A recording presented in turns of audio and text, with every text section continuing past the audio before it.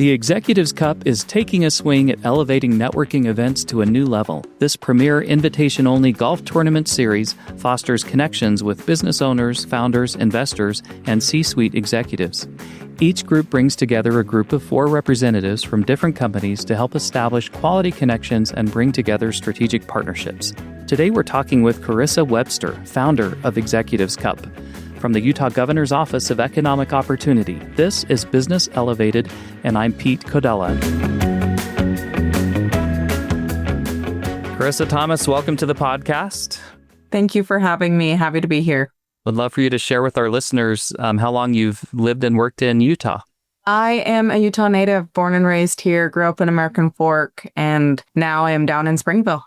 What do you like to do in Utah for fun? I'm a golfer. I love to spend my weekends on the course. We grew up every weekend on the lake, and my stepdad loved to golf. I hated it as a kid, naturally. Now I love it. And so, big outdoors family. Love to just spend some time outside. Talk a little about your experience. I know that you've worked at Matt Garf Enterprises, some other consulting before you joined Executive Cup. Just talk about what brought you to where you are.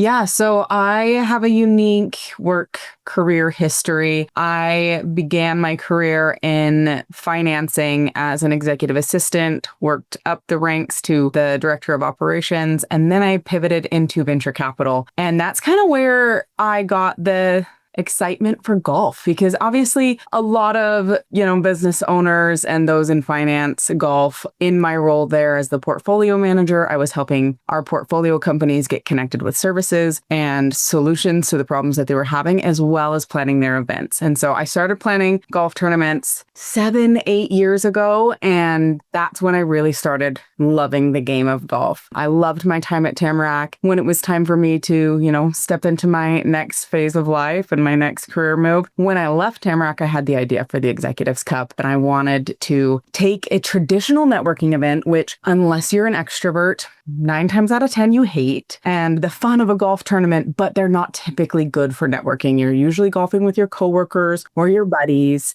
And so I wanted to take those two things and really blend them and make a golf-focused networking event for Utah's industry leaders. I think that living in Utah maybe provides some unique opportunities with golf courses, with the great outdoors. How has the location of Utah helped inform Executives Cup? Oh, it's been amazing. I feel like everywhere we turn, we are finding individuals who are golfers. They have, a course within 5, 10, 20 minutes of anywhere in the state. And so it gives us so much opportunity to go to different courses each year. We put on a couple of tournaments each year, and we're always finding new places to play. And our players love that because they're just getting exposed to more and more courses that they don't get to go to every day. Mostly along the Wasatch Front or in southern Utah also? A little bit of both. So we typically have a northern Utah event and then a southern Utah event. The last 2 years we've been down at Black Desert in southern Utah, which is a beautiful course. Everybody loves it. And then up in northern Utah, we've been to Alpine Country Club, Riverside Country Club, Willow Creek Country Club, Promontory, just some beautiful, incredible private courses.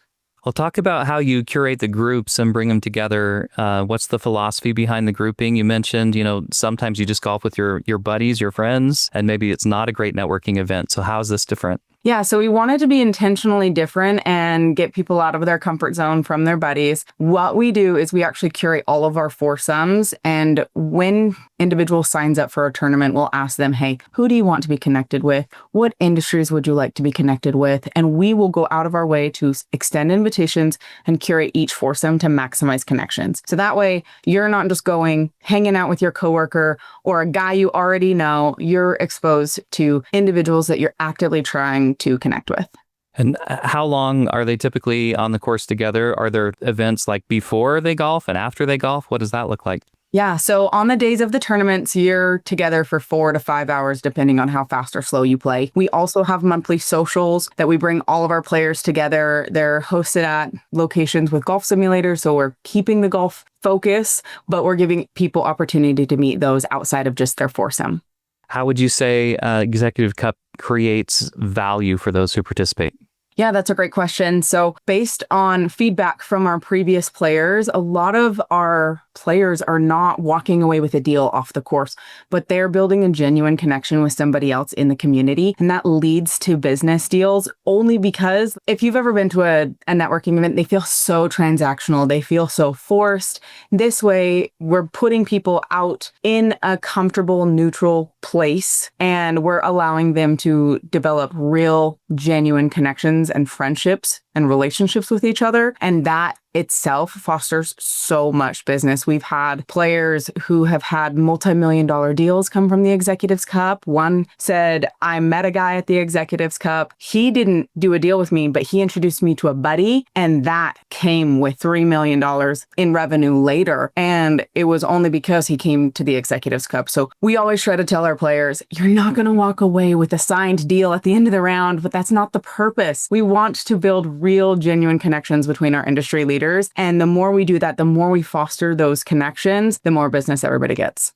How do you find people to participate in the tournaments? How do you market the opportunity? That's a great question. So LinkedIn is huge. Obviously, most of the Utah executives and entrepreneurs here are on LinkedIn. We also utilize a lot of our networking groups that are really prominent here in Utah, like chambers of commerce and different things like that. We also just have some incredible strategic partners who have strong personal connections, and they spread the word as well. So it's designed for that one-time high-impact connection, and you talked a little about it's an introduction and you follow up. Maybe talk about the return participants and ongoing participation. Why would they want to do this more than once? I think it's very natural. If you meet somebody for the first time, you might like them as a person, but they might not be your go-to person for the next deal. The more you can expose yourself with these individuals, the more that you can build a genuine friendship and a relationship with them, the better odds you are to get a deal out of it. And having seen many of our players come back, the ones who've had the most success are the ones that return to multiple tournaments, to multiple socials. That way they're not just meeting the 4 people that we connect them with, but they're meeting 25 people that could be a potential connection or deal down the line. And I'm guessing you feel like golf is a great vehicle for the networking opportunity. Any thoughts about expanding beyond that, or that's what you're going to do? Honestly, we are so focused on golf. We love golf. I think it's a great place to build a real connection because you're spending 4 hours with somebody. You're not spending 4 minutes. You are going to see them when they're frustrated because golf is such a mental game. You know, you're going to have your highs, you're going to have your lows. You're going to know how they react under stressful situations. And I feel like at the end of the round, you typically know like, hey, I like this person or I don't like this person. Hey, I would love to do business with this person or not. And I know I've gone golfing with strangers before and walked away with a handshake like, hey, if I have a job offer opening in, the next year, I'm calling you because I can already tell you would be awesome. And so again, you don't walk away with a job, but you walk away with a connection that can continue to build. And as our players continue to cultivate that, as they continue to reach out to the people that they were connected with, as they continue to show up to socials, they get to reinforce those relationships because nobody wants it to be a transactional relationship. Every entrepreneur, executive here in Utah, they all want genuine connections. They don't want to be sold to. They want a relationship. What types of industries, company representatives do you typically see in your events? We have a little bit of everything. Last year, I would say we were very heavy on marketing services, real estate, and consumer product good companies. And so that was a fun little blend. This year, we have a lot more real estate adjacent companies, builders, architects, financing. And then on the flip side, we have a lot more tech companies. We still have consumer product good companies, but the one thing that's so unique about the Executives Cup, because of our incredible partners, because of our incredible players, and we're always asking, hey, who do you want to be connected with? It changes every time and every year, because if you sign up 6 months early, I have all the time in the world to go and curate a really incredible experience for that company and that industry. And so it kind of pivots each time. We get a little bit of everything. Do you ever bring in professional or semi-professional golfers to join the Executives Cup? Yeah, absolutely. So we always try to make the tournaments fun. We really try to make it so it's not just, a boring 4 hours. We'll bring in a long driver. This last tournament that we had a professional long driver come in, and if you could outdrive him, then you got a prize. And if you didn't, you just got to use his drive on the hole. So it's super fun. We also encourage our partners who are out on the holes to play mini games and things like that, just to keep the fun. And we like to bring in the professionals because it is always humbling experience to see how you compare to them, but it also brings a lot of fun to it. Talk about the difference between maybe signing up for one event versus, recurring or membership. What does that look like?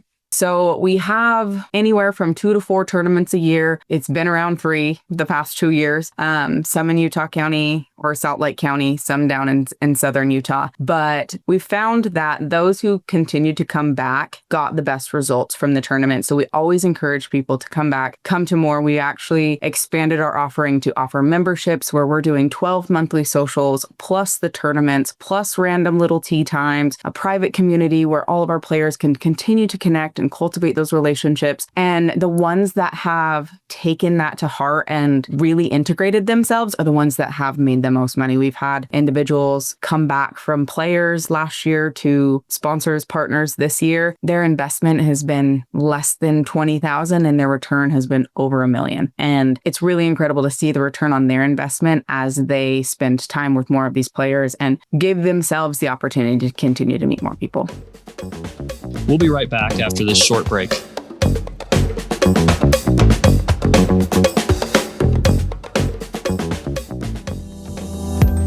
Looking for the best place to grow your business?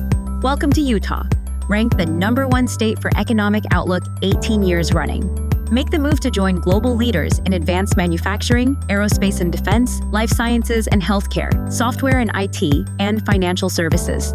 With a young, educated workforce, smart tax incentives, and an unmatched quality of life, Utah is where innovation meets opportunity. Learn more at business.utah.gov. I suspect a lot of companies see this as like other networking events and a marketing function. Talk about maybe some of your competitors. Like, what would you consider other networking events? How do they compete with what you offer? Absolutely. And we have some incredible networking groups already here in Utah. Everybody knows of, Trust or Tribe House and groups like that, Mountain West Capital Network. Like there's so many incredible groups that we all participate in. But the thing that I would say sets apart the Executives Cup is the golf focused aspect of it. We're not putting you in, a conference room or a large room at a hotel, forcing everybody to meet with little name tags. We're getting you out on the course, and all of our events are golf focused. So if we're not at a tournament, we're at a golf simulator, or we're bringing in a golf simulator to continue to cultivate that, just because it's so much easier to build a connection if you're focused on something else. You're not having to work on the weird, silly icebreakers. You already have the icebreaker. You already know that you have something in common. And even if you only talk about golf, that's great. It's still a baseline relationship. So with your work hosting and organizing these, Corissa, who's the most famous person that you've interacted with?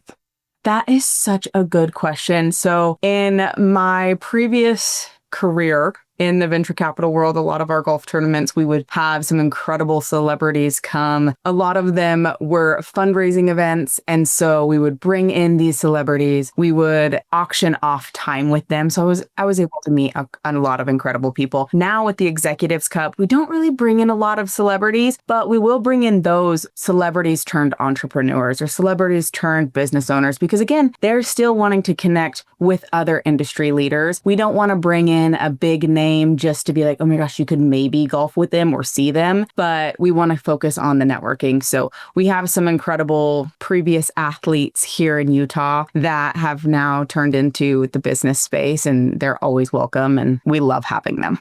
Talk for a bit about what you see in Utah as far as new business startups and entrepreneurs, and what's the community like to support different entrepreneurs in the state? Oh, that's a great question. I personally find it to be a very supportive community for all entrepreneurs. I feel like you find a friend on every corner, somebody that you can chat with and they can say, oh my gosh, let me introduce you to my buddy who does this, who could help you. And everybody I've met has been so supportive and kind. And you just got to put yourself in the right place to meet those individuals. I know starting a business can be so isolating, but if you lean on the community, they will really help you succeed. And that's the one thing that I really love about Utah, our entrepreneurial spirit, our community focus, and how willing everybody is to step in and help each other out. If there's someone listening to the podcast who is thinking, I'm going to join Executives Cup, I want to participate in a tournament, what piece of advice would you give them to get the most out of it? I would say just be open.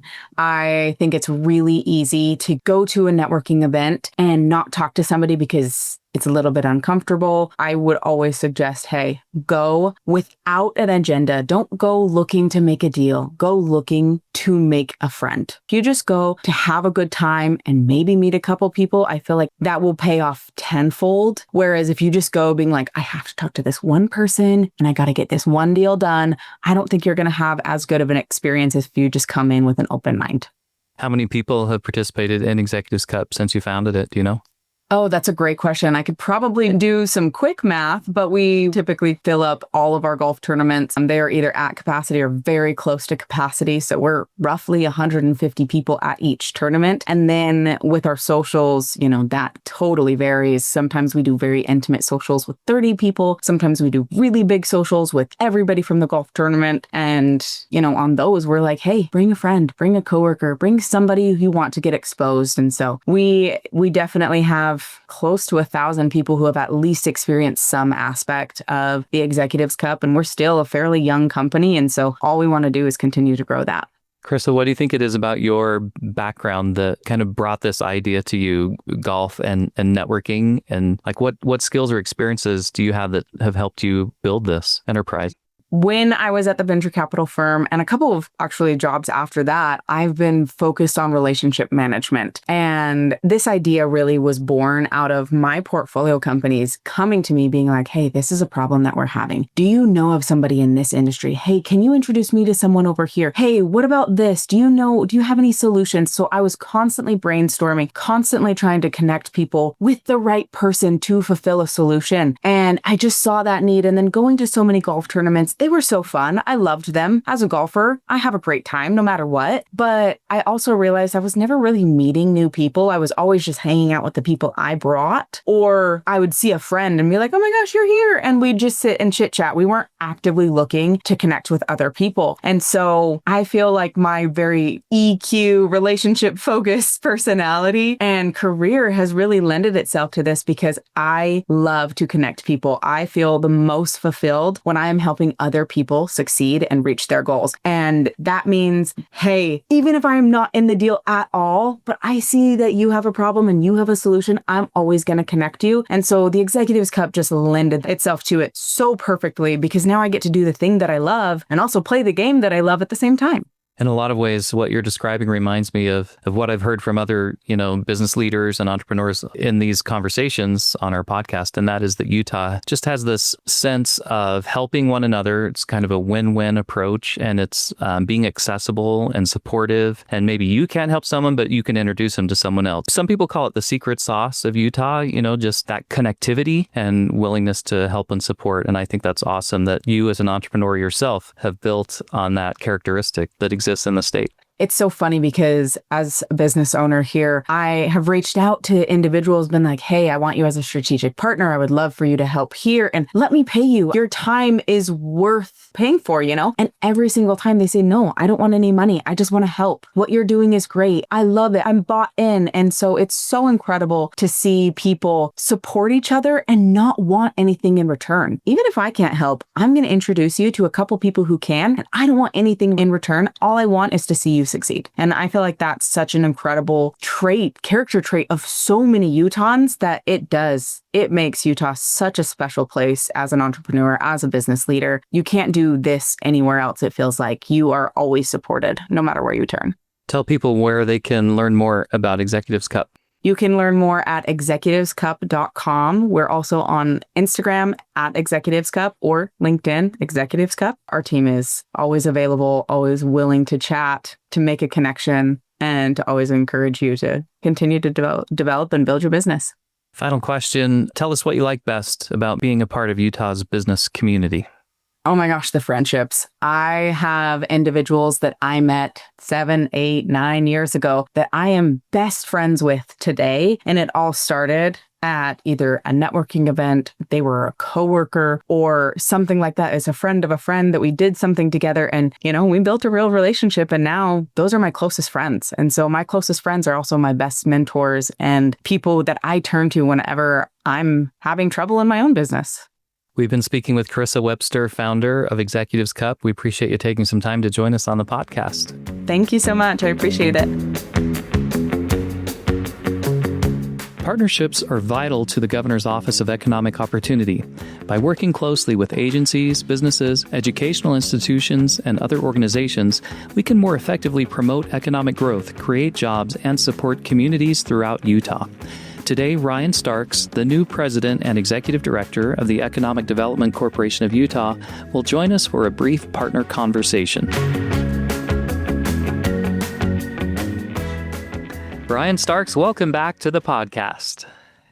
Thanks, Pete. So great to be back. And this time, you're joining us as president and executive director of EDC Utah. You joined the organization in May. Talk to us about what you're looking forward to in your new role. Past 2 months have been awesome. It's just been so fun to incorporate a lot of the lessons that I learned with GoEO and even my previous job in Heber Valley and to apply them to the EDC Utah team. We have a great staff. We're small, but we're really nimble and get things done in a big way. And so we have 14 full-time members with a couple of part-time advisors. It's nice that we can, be in a position to work closely with GoEO, closely with counties and cities and a lot of our private partners. For us, we feel like it's a good chance to just recalibrate who we are and to refocus on our core competencies. And those competencies include corporate recruitment, business expansion, marketing, really robust research for our partners. And the thing that I really love, Pete, is if you look at the EDC Utah logo, it's made up of about 25 different dots in the shape of Utah. So we really try to connect the dots. I think we're in the weeds a little bit more than what I'm used to, and that's connecting engineers with architects, with construction firms, with lawyers and accountants. And so kind of really focused on the micro level of economic development's been nice. And then working with great partners like GoEO who can help in a big way with a lot of these major expansions and incentives. And so it's been really a great experience. I would say I'm having a lot of fun.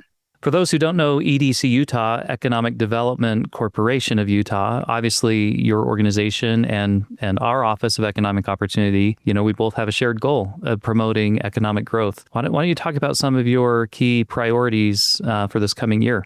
So we are a membership organization, and so thanks to GoEO for their membership, also many counties and cities, and then many private sector partners. So right now we're at 200 members. So one of our goals is to continue to grow that membership base so that we can provide added service back to the community. Another goal is to really focus on our site selection relationships. So we have a database of about 800 site selectors that we're constantly in communication with. One of our goals is to be more active with a lot of the outreach. There's the Site Selectors Guild. That's one of the premier events in the country. And so we're planning on attending those events, fostering the relationships so that we can bring projects back to the state. For those who don't know what a site selector is, do you want to explain that role a little bit? Absolutely. So every time a large corporation is seeking to expand into a different state, they typically engage a site selector, somebody who can evaluate different states based on taxes, incentives, workforce, water, access to rail or airlines. Having a good relationship with a site selector positions Utah to land these big projects. And so we provide the data and the information in partnership with GoEO. And I think together we've been able to land some big projects over the years. Yeah, like an outside consultant that a company would hire to help them just kind of identify the best place for their growth. What other priorities? Other priorities are focusing on key markets. So we've put together a strategic plan that focuses on doing some outreach. We used to call these trips GS&O, and I don't even remember what that stands for. And so to that point, we said, let's change the name from global outreach to business recruitment and outreach. So that'll position us to, really start to penetrate different key markets with an abundance of companies within our targeted industry. So aerospace, defense, financial services, manufacturing, etc. And so our goal is to be, one of our initiatives this year is to be more proactive and reach out to a lot of those different sectors and start to drum up additional business. You mentioned membership, and I know your membership's growing. Talk about how you collaborate with your members and partners to build economies, to build jobs, opportunities for Utahns. It's amazing the number of calls and emails we get from our partners who are just looking to connect with somebody from the public finance space so that they can bond for a project, or a good general contractor, or even navigating the local governments. Helping with all that, I think, puts the company in a position to really succeed. But then we put on a number of different events too. So this past week, we had the opportunity to gather together for one of our, we call them business development breakfasts. So we met at BYU in their engineering school. And then following that meeting where we had some really good networking and just an exchange of ideas, we were able to tour LaBelle Edwards Stadium at BYU and help people just connect. That for us is really important, is just connecting people. And so we have other events as well. One of my favorite ones, it's called the Community Spotlight. So most recently we had Lehigh City join our staff on a virtual call for 30 minutes to talk about their projects. We were able to provide input into the work we're doing. And then for the next hour and a half, we had 3 30-minute blocks where we would invite 5 or 6 people to this virtual meeting to meet directly with the Lehigh City Economic Development Director. And then as soon as that 30-minute meeting ended, the next 30-minute block would start. So we did that 3 times over. Now suddenly you have 15 businesses who are interested in Lehigh City having a direct connection back to the Economic Development Director, and that's something that we helped facilitate. We'll do anything that we can, really bend over backwards to help broker deals and connect people. And this happened before you went to EDC Utah, but they're part of the Salt Lake Chamber. Maybe talk about how that association helps both groups. Yeah, it's a really strong partnership. And so the Salt Lake Chamber is the umbrella organization over different entities like the Women's Business Center or even the Downtown Alliance. In the past year, EDC Utah became part of that group of families at the Salt Lake Chamber. We're a subunit. We still have an independent board. We have an independent budget. We're a 501c6 organization, but now we get to plug into that network of chamber resources, and that's been really helpful to us. The chamber's focus on initiatives such as the Utah Rising Initiative, and they have great experience in putting on events and serving members. And so everything that we do is now strengthened because of the affiliation with the chamber. But yet at the same time, we still have enough independence to be our own entity, drumming up business on behalf of the state of Utah. So looking forward to next April, May, you will have been there a year. What do you hope that first year includes for you and your leadership of EDC Utah? For us to be really successful, we need to continue to raise funds. And then with those funds, we need to put that back into serving the business community, either through supporting current companies that are part of our family or recruiting new companies to the state. We want to be very proactive in that regard. So for us, success looks like working very strongly and very closely with the Governor's Office of Economic Opportunity and with our cities and our counties. And success looks like recruiting high-quality companies to the state while providing, hopefully, world-class service to our existing members. That's Ryan Starks, President and Executive Director of EDC Utah. Ryan, thanks for taking a few minutes to visit with us. Great to catch up, Pete. Thank you. Here is a quick update from the Economic Opportunity Office for the week of August 3rd, 2025. Only 1 week left to apply for this round of the Rural Employment Development Incentive, closing August 15th. The grant supports rural economies in the state by awarding funding to business entities creating new, high-paying jobs in Utah's rural communities.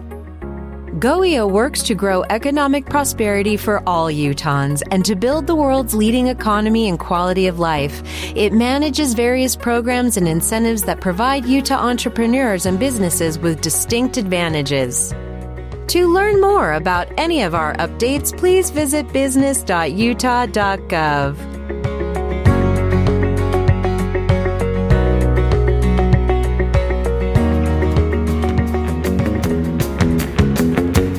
Thanks to our office marketing communications team for their work on this episode.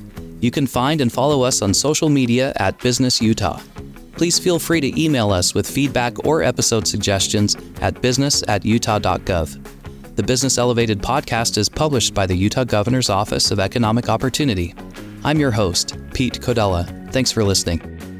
The views and opinions of podcast guests are their own and do not necessarily reflect the official policy or position of the Governor's Office of Economic Opportunity or the state of Utah.